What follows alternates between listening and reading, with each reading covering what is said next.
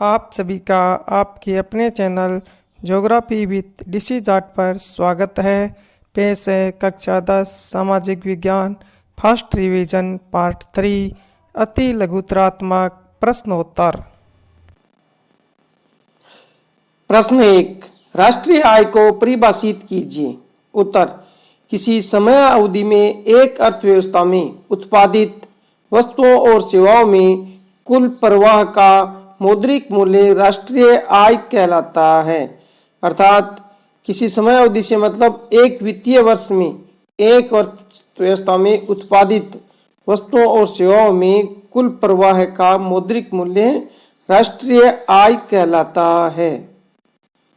प्रश्न 2, केरल में शिशु मृत्यु दर कम क्यों है? उत्तर, क्योंकि केरल में स्वास्थ्य और शिक्षा की भौतिक सुविधाएं पर्याप्त मात्रा में उपलब्ध है। इस कारण केरल में शिशु मृत्यु कम है। प्रश्न 3, ऐसी दो आवश्यकताएं बताएं जो रुपयों में नहीं खरीदी जा सकती। उत्तर, 1, प्रदूषण रहित वातावरण, 2, उत्तम स्वास्थ्य। प्रश्न 4, भूमिहीन ग्रामीण मजदूरों के किन्हीं दो विकास के लक्ष्य और आकांक्षाओं को लिखिए। उत्तर, बेहतर मजदूरी और काम करने के अधिक दिन। एक दो मजदूर होता है, वो चाहता है कि उसे अच्छी मजदूरी मिले और काम करने के अधिक दिन प्राप्त हो, यानी अधिक दिन तक मजदूरी मिले। प्रश्न 5, HDI का पूरा नाम लिखिए। उत्तर, मानव विकास सूचकांक। HDI का पूरा नाम ह्यूमन डेवलपमेंट इंडेक्स, हिंदी में मानव विकास सूचकांक। प्रश्न 6, विश्व बैंक के कोई दो उद्देश्य बताइए। उत्तर, 1, निर्धन साधनहीन विकासशील देशों को वित्तीय सहायता देना, 2, विकासशील देशों को तकनीकी सहायता उपलब्ध कराना। प्रश्न 7, बहुराष्ट्रीय कंपनी किसे कहते हैं? उत्तर, जिन कंपनियों का एक से अधिक देशों में उत्पाद पर नियंत्रण और स्वामित्व हो, बहुराष्ट्रीय कंपनियां कहलाती है। प्रश्न 8, निवल उपस्थिति के अनुपात से क्या तात्पर्य है? उत्तर, 14 तथा 15 वर्ष की आयु के विद्यालय जाने वाले बच्चों का उस वर्ग के कुल बच्चों के साथ अनुपात निवल उपस्थिति अनुपात कहलाता है। इसे प्रतिशत में ज्ञात करते हैं। प्रश्न 9, धारणीय आर्थिक विकास किसे कहते हैं? उत्तर, पर्यावरण को नुकसान पहुंचाए बिना आर्थिक विकास को आगे बढ़ाना धारणीय आर्थिक विकास कहलाता है। ये प्रश्न बहुत ज्यादा इंपॉर्टेंट है। प्रश्न 10, भूमिगत जल का अतिदोहन कहाँ पाया जाता है? उत्तर, विशेष रूप से पंजाब, पश्चिमी उत्तर प्रदेश की कृषि के समृद्ध क्षेत्रों में तथा तटवर्ती क्षेत्रों व तेजी से विकसित होती बाहरी बस्तियों में भूमिगत जल का अतिदोहन पाया जाता है। प्रश्न 11, देश की विकास प्रक्रिया के लिए कच्चा तेल अनिवार्य क्यों है? उत्तर, क्योंकि कच्चा तेल विभिन्न प्रकार की मशीनों, यंत्रों एवं परिवहन आदि के लिए एक संचालक शक्ति का कार्य करता है। इस कारण कच्चा तेल देश की अर्थव्यवस्था के लिए अनिवार्य है। प्रश्न 12, आय के अतिरिक्त विकास को जानने के और कौन कौन से मापदंड है लिखिए। उत्तर, अच्छा व्यवहार, समानता, स्वतंत्रता और सुरक्षा। 13, विकसित देश से क्या आशय है? उत्तर, उच्चतम प्रति व्यक्ति आय व उच्च जीवन स्तर वाले देश विकसित देश कहलाते हैं। प्रश्न 14, भारत को विकसित देश बनने के लिए क्या कार्य करने चाहिए?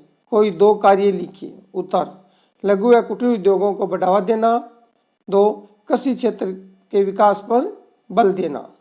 15, औसत आय किस प्रकार ज्ञात की जाती है? उत्तर, किसी देश की कुल आय में देश की कुल जनसंख्या का भाग देकर औसत आय ज्ञात की जाती है।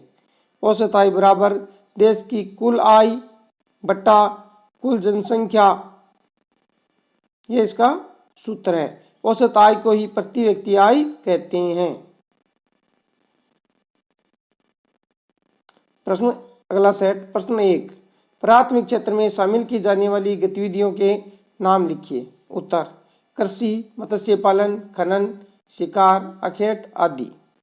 प्रश्न 2, किस क्षेत्र में प्रकृति से प्राप्त उत्पादों का रूप परिवर्तित किया जाता है? उत्तर, द्वितीय क्षेत्र में। प्रश्न 3, वर्तमान में भारतीय राष्ट्रीय आय में सर्वाधिक योगदान किस क्षेत्र का है? उत्तर, तृतीय क्षेत्र का। आय में सर्वाधिक योगदान तृतीय क्षेत्र का और रोजगार में सर्वाधिक योगदान प्राथमिक क्षेत्र का है। प्रश्न 4, तृतीय क्षेत्र में शामिल की जाने वाली गतिविधियों को बताइए। उत्तर, संचार, बैंकिंग, चिकित्सा, शिक्षा आदि। प्रश्न 5, वर्तमान में किस क्षेत्र में परिसंपत्तियों का स्वामित्व व सेवाओं का संचालन सरकार के हाथ में होता है? उत्तर, सार्वजनिक क्षेत्र में। प्रश्न 6, भारत में सार्वजनिक क्षेत्र का कोई एक उदाहरण दीजिए। उत्तर, भारतीय रेलवे। प्रश्न 7, रोजगार के आधार पर क्षेत्रकों के नाम लिखिए। उत्तर, संगठित और असंगठित क्षेत्र। प्रश्न 8, स्वामित्व के आधार पर आर्थिक गतिविधियों को कौन कौन से क्षेत्र में वर्गीकृत किया गया है? उत्तर, सार्वजनिक क्षेत्रक एवं निजी क्षेत्रक। प्राचीन समय में कौन कौन सी धातुओं के सिक्के प्रचलित थे? उत्तर, प्राचीन समय में धातु के सिक्के के रूप में सोने, चांदी और तांबे के सिक्के प्रचलित थे।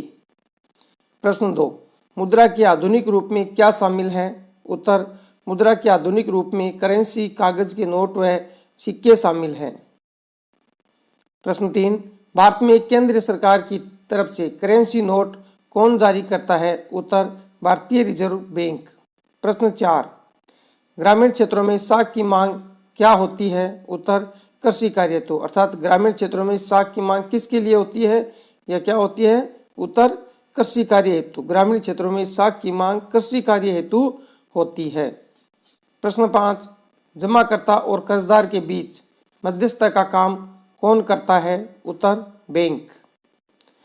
बैंक जमाकर्ता से पैसे अपने बैंक में जमा करता है और कर्जदार को कर्ज प्रदान करता है। प्रश्न 6, ग्रामीण बैंक किस देश की सफल कहानी है? उत्तर, बांग्लादेश की। प्रश्न 7, साख का मुख्य आधार क्या होता है? उत्तर, विश्वास। प्रश्न 8, मुद्रा वह है जो मुद्रा का कार्य करती है, ये कथन किसका है? उत्तर, प्रोफेसर हार्टले का। प्रश्न 9, मानव की सबसे बड़ी उपलब्धि क्या है? मुद्रा का आविष्कार। प्रश्न 10, आधुनिक युग की प्रगति का श्रेय किसको है? उत्तर, मुद्रा को।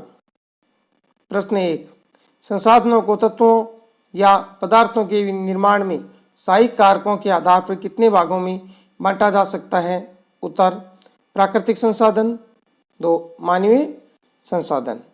प्रश्न 2, अनवीकरणीय संसाधन के कोई 4 उदाहरण लिखिए।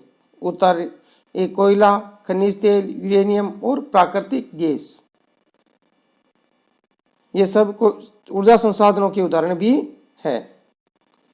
प्रश्न 3, सतत पोषणीय विकास का क्या अर्थ है? उत्तर, सतत पोषणीय विकास का अर्थ है कि विकास पर्यावरण को हानि न पहुंचाए और वर्तमान विकास प्रक्रिया भविष्य की पीढ़ियों की आवश्यकताओं की अवहेलना न करें। प्रश्न 4, काली मृदा की 2 विशेषताएं लिखिए। उत्तर, काली मृदा बहुत महीन कणों अर्थात मृत्तिका से बनी होती है। 2, गर्म और शुष्क मौसम में इन मृदाओं में गहरी दरारें पड़ जाती है जिससे इनमें अच्छी तरह वायु मिश्रित हो जाती है। प्रश्न 5, लेटराइट मृदा भारत के किन किन क्षेत्रों में पाई जाती है?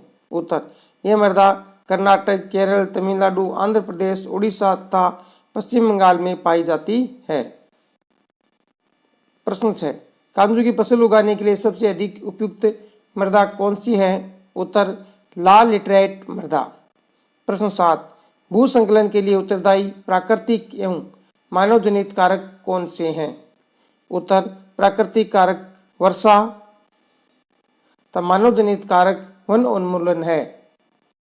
प्राकृतिक कारक अतिवर्षा और मानव जनित कारक वन उन्मूलन है। प्रश्न 1, चिपको आंदोलन किसके लिए चलाया गया था? उत्तर हिमालय क्षेत्र में वृक्षों को बचाने के लिए।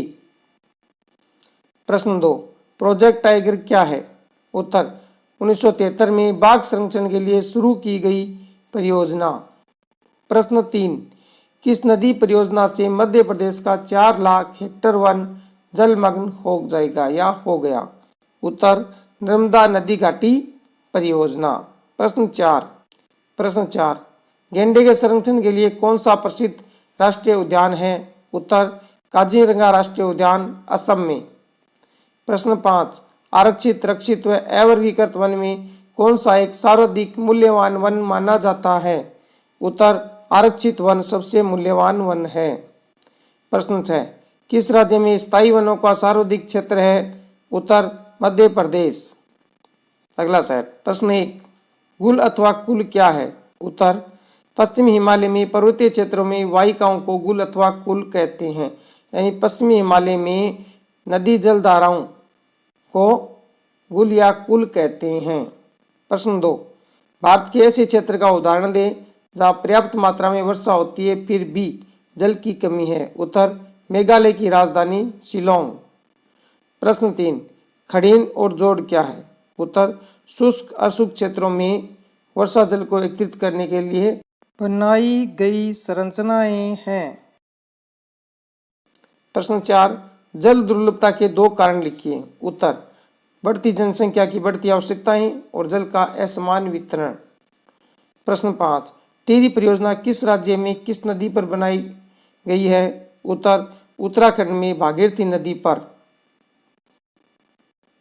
प्रश्न 6, जल प्रबंध से क्या तात्पर्य है? उत्तर जल प्रबंध से तात्पर्य जल की वितरण, विकास और सुव्यवस्थित उपयोग के लिए की गई सभी तकनीकी परियोजनाओं से है। प्रश्न 7, भारत में सबसे लंबी मानव निर्मित नहर कौन सी है? उत्तर भारत में सबसे लंबी मानव निर्मित नहर इंदिरा गांधी नहर जो राजस्थान में है, राजस्थान नहर भी कहते हैं। प्रश्न 8, भारत का सबसे लंबा बांध कौन सा है? उत्तर हीराकुंड बांध उड़ीसा में महानदी पर। प्रश्न 9, मिट्टी से बना बांध कौन सा है? उत्तर पांचना बांध करौली। प्रश्न 8, भारत का सबसे लंबा बांध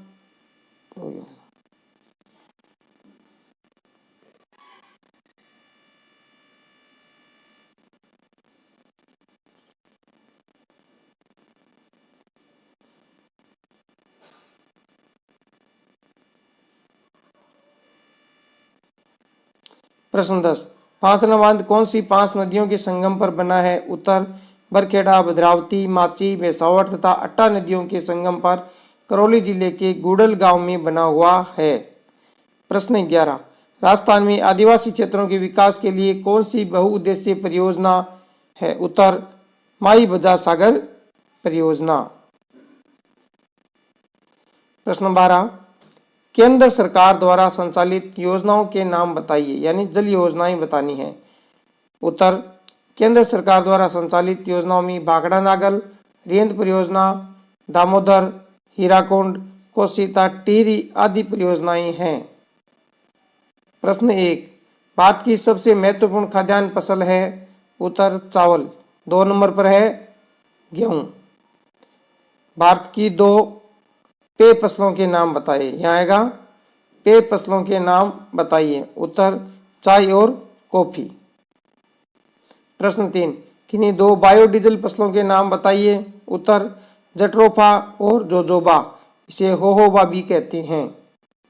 प्रश्न 4, गन्ने की फसल तैयार होने में कितना समय लगता है? उत्तर लगभग 1 वर्ष।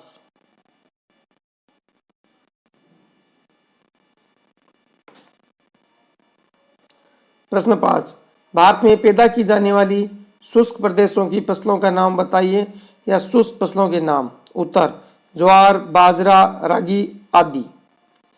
प्रश्न 6, भारत में बाजरा उत्पादक प्रमुख राज्य कौन सा है? उत्तर राजस्थान। प्रश्न 7, मक्का फसल के लिए आवश्यक तापमान लिखिए। उत्तर 21 डिग्री सेल्सियस से 27 डिग्री सेल्सियस तक। प्रश्न 8, किन्हीं 2 रेशेदार फसलों के नाम लिखिए। उत्तर जूट व कपास। प्रश्न 9, गन्ना किस कटिबंध की फसल है? उत्तर उष्ण व उपोष्ण कटिबंध। प्रश्न 10, कपास उगाने वाले 2 प्रमुख राज्यों के नाम बताइए। उत्तर महाराष्ट्र और गुजरात। कपास के लिए काली मिट्टी की आवश्यकता होती है। अगला सेट। प्रश्न 1, हमारी कुल पौष्टिक उपभोग कितना प्रतिशत भाग खनिज है? उत्तर 0.3%। हमारी कुल पौष्टिक उपभोग में, खाद्यान्न उपभोग में 0.3% खनिजों का भाग है। प्रश्न 2, अभी तक कितने खनिजों की पहचान की जा चुकी है? उत्तर 2000 से अधिक खनिजों की। प्रश्न 3, मैग्नेटाइट लोहेस में कितने प्रतिशत लोहास पाया जाता है? उत्तर 70% से अधिक। प्रश्न 4, हेमेटाइट लोहेस में कितने प्रतिशत लोहास पाया जाता है? उत्तर 50 से 60%। प्रश्न 5, ओडिशा में लोहेस की खदानें कौन सी है? उत्तर मयूरभंज और केंदुझर जिले में बादाम पहाड़ खन आदि। प्रश्न 6, बेलाडीला पहाड़ी छत्तीसगढ़ से निकलने वाली लौह अयस्क का निर्यात विशाखापट्टनम से कौन से देशों को किया जाता है? उत्तर जापान व दक्षिण कोरिया को। इस प्रश्न में कई बातें आ गई कि बेलाडीला पहाड़ी कहाँ है? छत्तीसगढ़ में। और यहाँ से इसका निर्यात किस बंदरगाह से होता है? विशाखापट्टनम बंदरगाह से। और कौन सा अयस्क निकलता है यहाँ? लोहा। किन देशों को निर्यात होता है? जापान व दक्षिणी कोरिया को। प्रश्न 7, गोवा व रत्नागिरी महाराष्ट्र में निकलने वाले लोहे अयस्क का निर्यात कौन से पतन से होता है? उत्तर मारमा गोवा पतन से। गोवा के मारमा गोवा पतन से होता है। प्रश्न 8, मध्य प्रदेश की बालाघाट खदानें देश का कितना प्रतिशत तांबा उत्पादित करती है? उत्तर 52%। प्रश्न 9, राजस्थान की खेतड़ी खदानें किसके लिए प्रसिद्ध है? उत्तर तांबा उत्पादन के लिए।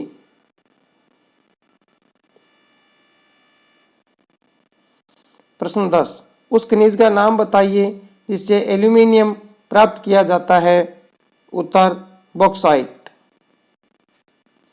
प्रश्न 11, ओडिशा के कोरापुट जिले में पंचपतमाली निक्षेप किसके लिए जाने जाते हैं? उत्तर बॉक्साइट निक्षेप के लिए। प्रश्न 12, राजस्थान में अभ्रक उत्पादन क्षेत्र कहाँ है? उत्तर अजमेर के आसपास भीलवाड़ा अजमेर पट्टी में। प्रश्न 13, स्रोत पेरा विद्युत शक्ति ऊर्जा ह्रास का निम्न गुणांक और उच्च वोल्टेज की प्रतिरोधकता के गुण कौन से खनिज में पाए जाते हैं? उत्तर अभ्रक में। अभ्रक विद्युत का कुचालक लेकिन ताप का सुचालक होता है।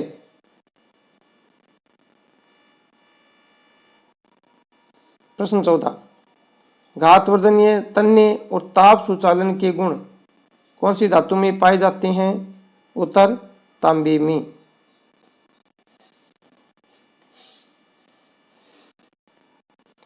प्रश्न 15, सीमेंट उद्योग के आधारभूत कच्चे माल का नाम बताइए। उत्तर चूना पत्थर, जिप्सम भी चाहिए और कोयला भी चाहिए। प्रश्न 16, भारत में लिग्नाइट कोयले के प्रमुख भंडार कहाँ है? उत्तर नेवली तमिलनाडु में। प्रश्न 17, भारत में कोयले के पश्चात ऊर्जा का दूसरा प्रमुख साधन कौन सा है? उत्तर पेट्रोलियम। प्रश्न 18, वर्तमान शताब्दी का ईंधन किसे कहा है? उत्तर प्राकृतिक गैस को।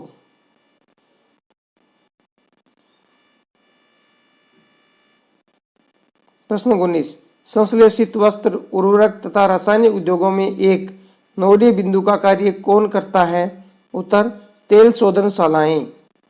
प्रश्न 20, सीएनजी का पूरा नाम क्या है? उत्तर कंप्रेस्ड नेचुरल गैस यानी संपीड़ित प्राकृतिक गैस। प्रश्न 21, भारत में यूरेनियम व थोरियम कहाँ पाया जाता है? उत्तर झारखंड और राजस्थान में अरावली पर्वतमालाओं में। प्रश्न 22, सौर ऊर्जा के उत्पादन में किस प्रौद्योगिकी द्वारा धूप को सीधे विद्युत में परिवर्तित किया जाता है? उत्तर फोटोवोल्टिक प्रौद्योगिकी द्वारा। प्रश्न 23, भारत में पवन ऊर्जा फार्म की विशालतम पेटी कहाँ है? उत्तर तमिलनाडु में नागरकोइल से मदुराई तक। प्रश्न 24, महासागरीय तली में किन खनिजों की प्रचुरता है? उत्तर मैंगनीज ग्रंथिकाओं की।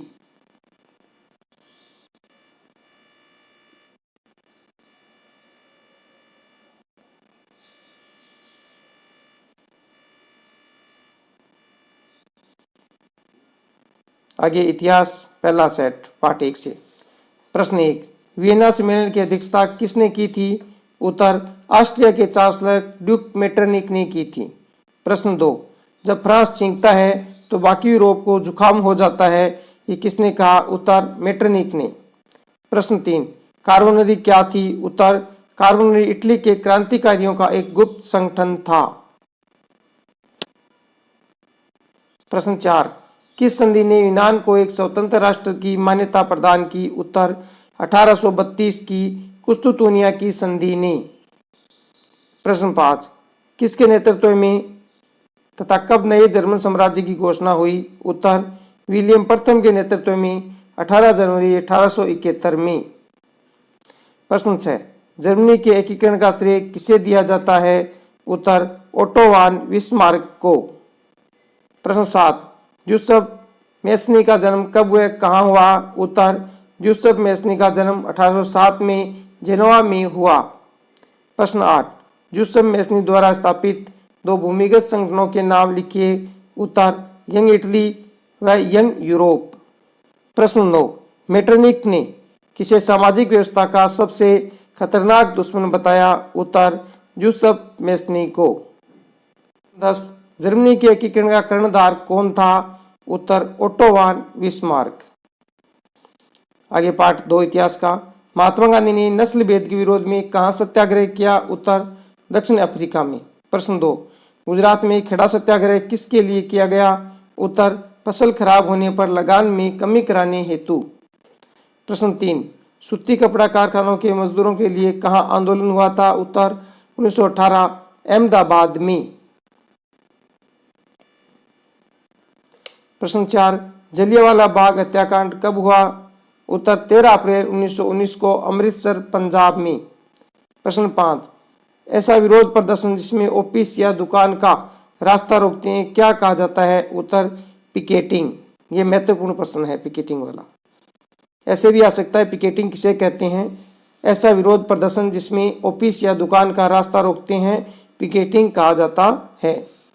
प्रश्न 6, साइमन कमीशन का विरोध क्यों किया गया? उत्तर क्योंकि इस आयोग में एक भी भारतीय नहीं था, सभी सदस्य अंग्रेज थे, इस कारण साइमन कमीशन का विरोध किया गया। प्रश्न 7, 1929 लाहौर अधिवेशन के अध्यक्ष कौन थे? उत्तर जवाहरलाल नेहरू। प्रश्न 8, लंदन में हुए 3 गोलमेज सम्मेलन में गांधी जी ने कौन से सम्मेलन में भाग लिया? उत्तर दूसरे गोलमेज सम्मेलन में। प्रश्न 9, पूना पैक्ट किस किस के बीच हुआ था? उत्तर अंबेडकर और महात्मा गांधी के बीच। प्रश्न 10, भारत छोड़ो आंदोलन कहां से प्रारंभ हुआ? उत्तर बंबई यानी मुंबई से। प्रश्न 11, वर्ष 1859 का इनलैंड इमिग्रेशन एक्ट किसके लिए था? उत्तर चाय बागान में काम करने वाले मजदूरों के लिए था। प्रश्न 12, 1930 में दलितों को दलित वर्ग एसोसिएशन में किसने संगठित किया था? उत्तर अंबेडकर ने। अगला पाठ। प्रश्न 1, एल डोराडो शहर को यूरोप के लोग किस शहर के नाम से संबोधित करते हैं? उत्तर एल डोराडो शहर को यूरोप के लोग सोने का शहर के नाम से संबोधित करते हैं। प्रश्न 2, क्रिस्टोफर कोलंबस गलती से किस अज्ञात महाद्वीप में पहुंच गया था? अमेरिका महाद्वीप में। चटनी म्यूजिक कहाँ का लोकप्रिय था? अब भी है। उत्तर चटनी म्यूजिक त्रिनाद वह गुयाना में लोकप्रिय है, जिसको हम सामूहिक रूप से वेस्ट इंडीज द्वीप समूह कहते हैं। प्रश्न 4, भारत में अनुबंधित श्रमिक संबंधी प्रावधानों को कब समाप्त किया गया था? उत्तर 1921 में। प्रश्न 5, प्रथम विश्व युद्ध में मित्र राष्ट्रों में कौन कौन से देश सम्मिलित थे? उत्तर मित्र राष्ट्रों में ब्रिटेन, फ्रांस, रूस आदि सम्मिलित थे। प्रश्न 6, आर्थिक महामंदी के समय महात्मा गांधी ने कौन सा आंदोलन प्रारंभ किया? उत्तर सविनय अवज्ञा आंदोलन, यानी सविनय अवज्ञा आंदोलन 1929 में प्रारंभ हुआ और 1929 में ही आर्थिक मंदी छाई। प्रश्न 7, ऐसे दो संस्थानों के नाम बताइए जो ब्रेटन वुड समझौते के तहत स्थापित किए गए थे या उन्हें ब्रेटन वुड की जुड़वा संतान कहा जाता है?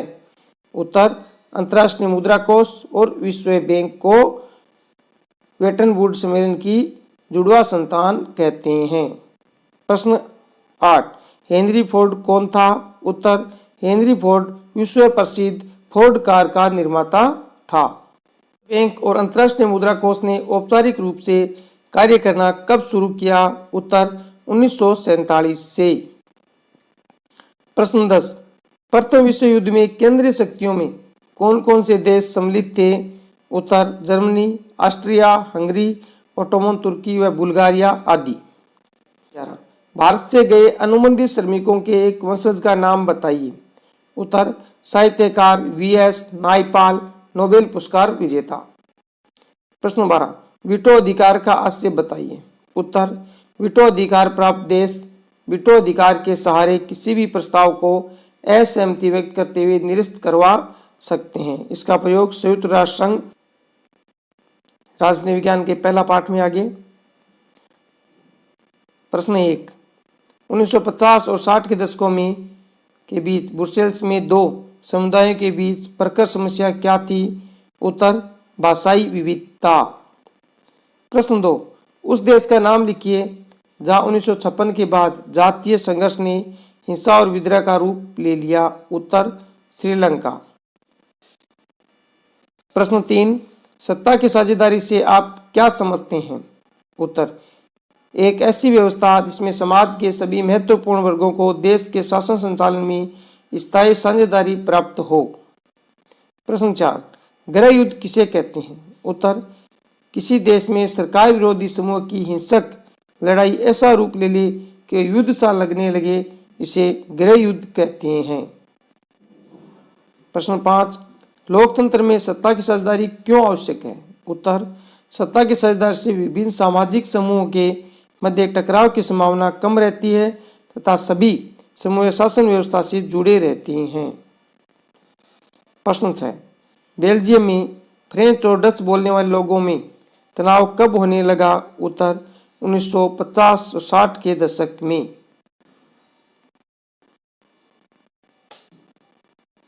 प्रश्न 7, न्यायपालिका की नियुक्ति कौन करता है? उत्तर कार्यपालिका। प्रश्न, श्रीलंका में तमिलों के दो समूह कौन कौन से हैं? उत्तर श्रीलंका में तमिलों के दो समूह, श्रीलंका मूल के तमिल और हिंदुस्तानी तमिल। प्रश्न 1, अगला पाठ, एकात्मक सरकार से क्या आशय है? उत्तर जिस देश में एक स्तर की सरकार हो एवं समस्त शक्तियां केंद्रीय सरकार में निहित हो, एकात्मक सरकार कहलाती है। प्रश्न 2, संघात्मक शासन से क्या आशय है? उत्तर जिस देश में दो या दो से अधिक स्तर या प्रकार की सरकारें हो और उनमें शक्ति विभाजन हो, उन्हें संघात्मक शासन कहते हैं। प्रश्न 3, किन देशों में एकात्मक सरकारें हैं? उत्तर इंग्लैंड, जापान। प्रश्न 4, किन देशों में संघात्मक सरकार है? उत्तर संयुक्त राज्य अमेरिका, भारत। प्रश्न 5, संघीय व्यवस्था कितने तरीकों से गठित होती है? उत्तर 2 तरीकों से, 7 आकर संघ बनाना, दूसरा प्रादेशिक विभाजन द्वारा। 7 आकर संघ बनाने का उदाहरण अमेरिका और प्रादेशिक विभाजन भारत। प्रश्न 8, आदर्श संघीय व्यवस्था के 2 तत्वों को बताइए। उत्तर आपसी समन्वय, 2 साथ रहने पर सहमति। प्रश्न 9, भारतीय संविधान की 8वीं सूची में कितनी भाषाओं को रखा गया है? उत्तर 22 भाषाओं को।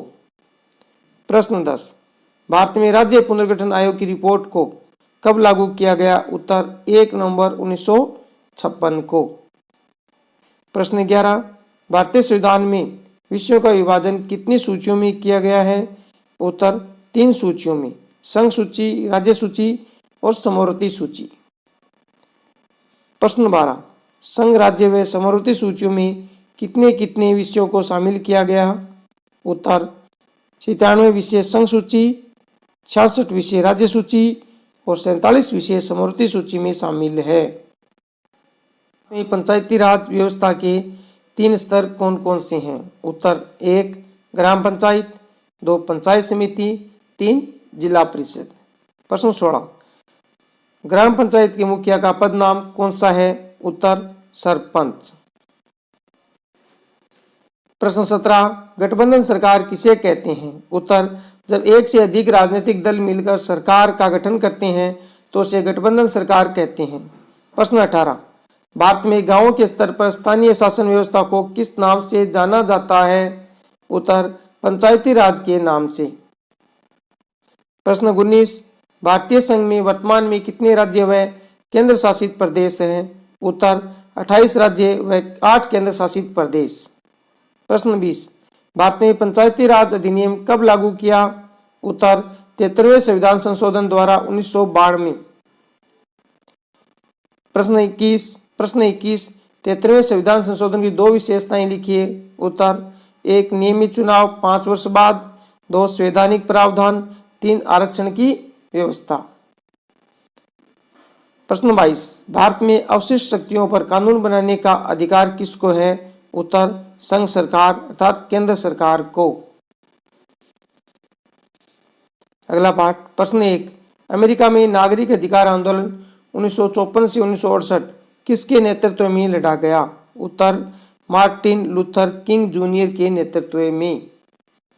प्रश्न 2, अश्वेत शक्ति आंदोलन कब से कब तक चला? उत्तर अश्वेत शक्ति आंदोलन 1966 से 1975 तक चला। प्रश्न 3, ग्रेट ब्रिटेन की आबादी किन 2 पंथों में विभाजित है? वहां की ईसाई आबादी। उत्तर प्रोटेस्टेंट और रोमन कैथोलिक पंथों में विभाजित है। प्रश्न 4, भारत के लोग पहले अपनी पहचान किससे जोड़ते हैं? उत्तर भारत के लोग अपने को पहले भारतीय मानते हैं, फिर किसी क्षेत्र या अन्य समुदाय का सदस्य। प्रश्न 5, एफ्रो या अफ्रीकन अमेरिकन कौन है? उत्तर एफ्रो अमेरिकन व अश्वेत अफ्रीकन लोग हैं जिनके पूर्वजों को 17वीं सदी से लेकर 19वीं सदी तक अमेरिका में गुलाम बनाकर लाया गया था। प्रश्न 6, सामाजिक अंतर से क्या आशय है? उत्तर सामाजिक अंतर में वे स्थितियां जिनमें जन्म के साथ आर्थिक, जातीय तथा सामाजिक असमानता के आधार पर भेदभाव किया जाता है। प्रश्न 7, कार्लोस, स्मिथ और नॉर्मन तीनों में एक समानता क्या थी? उत्तर वे सभी नस्ल आधारित भेदभाव के खिलाफ थे।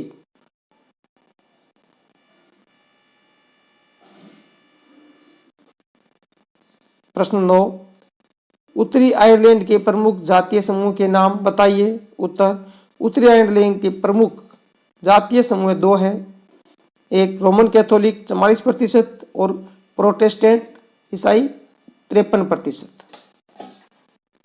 प्रश्न 1, नेपाल में अंतिम राजा कौन था? उत्तर ज्ञानेंद्र। प्रश्न 2, बोलिविया का जल युद्ध का क्या परिणाम निकला? उत्तर ठेकों को निरस्त कर पुनः पुरानी व्यवस्था को लागू किया गया। प्रश्न 3, दबाव समूह किसे कहते हैं? उत्तर समान पैसे, हित, आकांक्षा अथवा मत के लोगों के संगठन को दबाव समूह कहते हैं। प्रश्न 4, आंदोलन का अर्थ स्पष्ट करो। उत्तर जब कोई जन समूह जनता के व्यापक हित में राजनीति को प्रभावित करने के लिए सामूहिक कार्रवाई करते हैं तो उसे आंदोलन कहा जाता है। इसमें हड़तालें, प्रदर्शन, ज्ञापन शामिल हैं। प्रश्न 5, नर्मदा बचाओ आंदोलन क्या है? उत्तर सरदार सरोवर बांध के निर्माण के कारण विस्थापित लोगों के पुनर्वास की व्यवस्था हेतु किया गया आंदोलन नर्मदा बचाओ आंदोलन है। प्रश्न 6, हित समूह कितने प्रकार के होते हैं? उत्तर, वर्ग विशेष हित समूह जैसे मजदूर संघ आदि, जन सामान्य के हित समूह, मानवाधिकार आयोग आदि। प्रश्न 7, लोकतंत्र की तीसरी लहर से क्या आशय है? उत्तर, जिन देशों में लोकतंत्र 1990 के दशक में कायम हुआ वे तीसरी लहर के देश कहलाते हैं। प्रश्न 8, 7 पार्टी अलायंस क्या था? उत्तर, नेपाल के सभी 7 बड़े राजनीतिक दल मिलकर लोकतंत्र की स्थापना के लिए जो संगठन बनाया वह 7 पार्टी अलायंस कहा गया। प्रश्न 9, किन्हीं 4 जन आंदोलनों के नाम लिखो। उत्तर, नर्मदा बचाओ आंदोलन, शराब विरोधी आंदोलन, महिला आंदोलन और पर्यावरण आंदोलन। बामसेफ क्या है? उत्तर, backward and minority communities employees federation एक सरकारी कर्मचारियों का संगठन है जो जातिगत भेदभाव को मिटाने का काम करता है। प्रश्न 11, आंदोलनकारी समूह क्या है? उत्तर, आंदोलनकारी वे समूह होते हैं जो प्रत्यक्ष रूप से चुनाव में भाग लेने के बजाय राजनीति को प्रभावित करते हैं। वे मार्च, हड़ताल तथा विरोध प्रदर्शन द्वारा सरकार का ध्यान किसी खास मुद्दे की तरफ खींचने का प्रयास करते हैं। प्रश्न 12, नेपाल में किस राजा की हत्या हुई थी? उत्तर, नेपाल में राजा वीरेंद्र की हत्या हुई थी। वीडियो पूरा देखने के लिए धन्यवाद। वीडियो को लाइक करें, शेयर करें और चैनल सब्सक्राइब नहीं किया है तो चैनल को सब्सक्राइब जरूर करें।